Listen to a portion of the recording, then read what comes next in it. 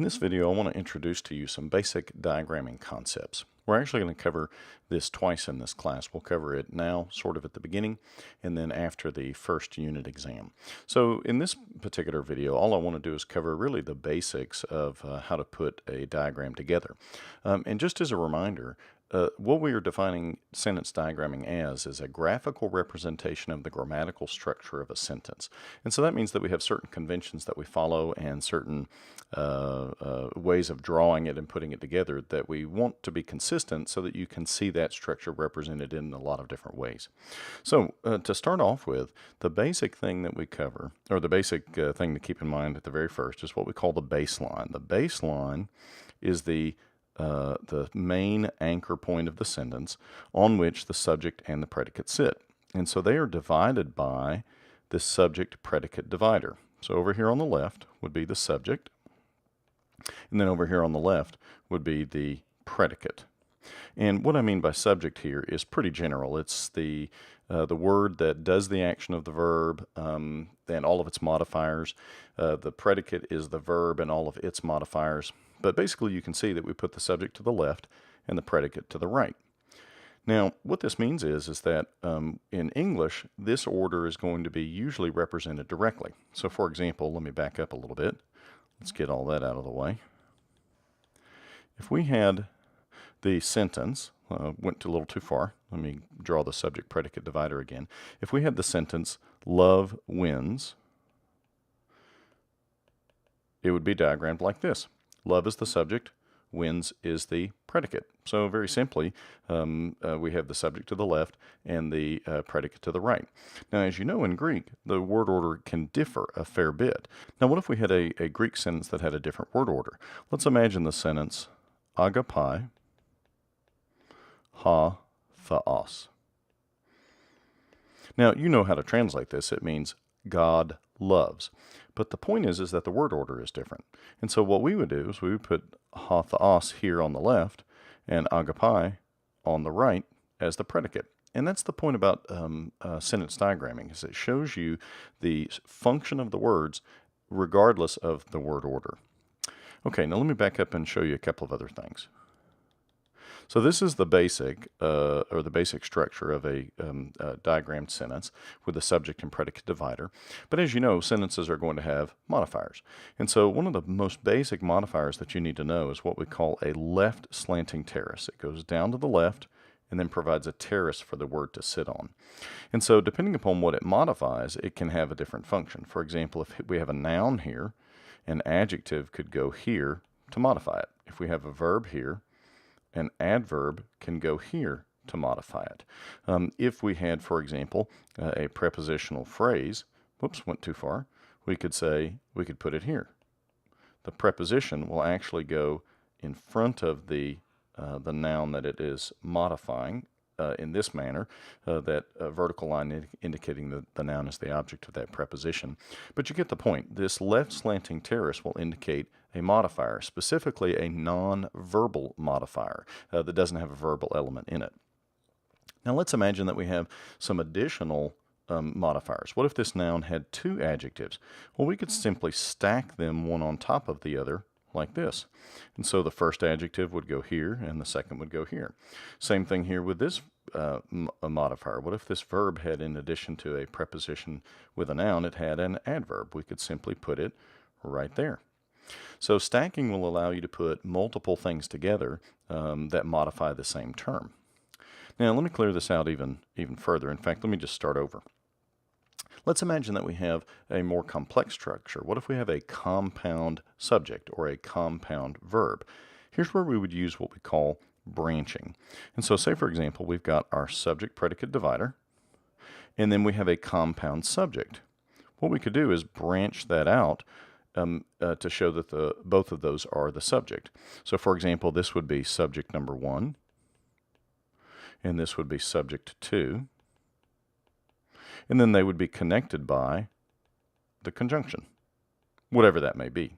But as you can see, they are still on the left in the subject position. The same thing would be true over here if we had a compound verb. What if we had, in addition to this, a compound verb structure? we would simply branch it in this direction. This would be verb number 1 and verb number 2, and they would be connected by their conjunction. So you can use branching at any point. For example, what if we had a subject-predicate divider, and this noun as the subject was modified by not two adjectives simply in a sequence, but two adjectives that were joined by and. We could put adjective number 1 here, and then adjective number 2 here, connected by the conjunction. So that's how branching works. Long and short, you can put together the baseline, the subject-predicate divider, the left slanted terrace for nonverbal modifiers, stacking, and branching to put together a fairly complex sentence. So let me now talk through a couple of sentence structures that are pretty basic that we'll start to diagram almost immediately. The first would be the transitive sentence, and then the second would be equative sentence. The key with the transitive sentence is that next to the subject and predicate, you're going to have an object. And so we use this vertical line right here to indicate the object of the verb. And so the noun would go here as the subject, and then the verb would go here as the predicate. And then here would be the object, whatever that might be, a noun or a pronoun, whatever the case may be. And so let's take, for example, the sentence, the dog bites the cat. We know that the dog is the subject, bites is the verb, and then the cat is the object. And so its placement to the right of that object marker indicates that it's the direct object of the verb. And then, of course, we could modify this even further if we needed to. For example, we could say the big dog bites the small cat. If we had additional modifiers, we could stack them. The big brown dog bites the small white cat, etc. Now, the next type of sentence that we want to be aware of is what we call the equative sentence. And this has a somewhat similar structure, but instead of having a transitive verb that will take an object, it will have a copulative verb, like to be, to indicate a predicate adjective or a predicate nominative. And so putting this together, we would have our subject-predicate divider, we would have our subject here, our verb here, and then we will have a complement marker which is slanted. It's meant to visually indicate that it's pointing back to the subject in some form or fashion. And so then here would go the predicate adjective or the predicate nominative to indicate that it's referring back to the subject. So let's take, for example, the sentence, Dr. Buer is tall. Dr. Buer is the subject, so he'll go here to the left.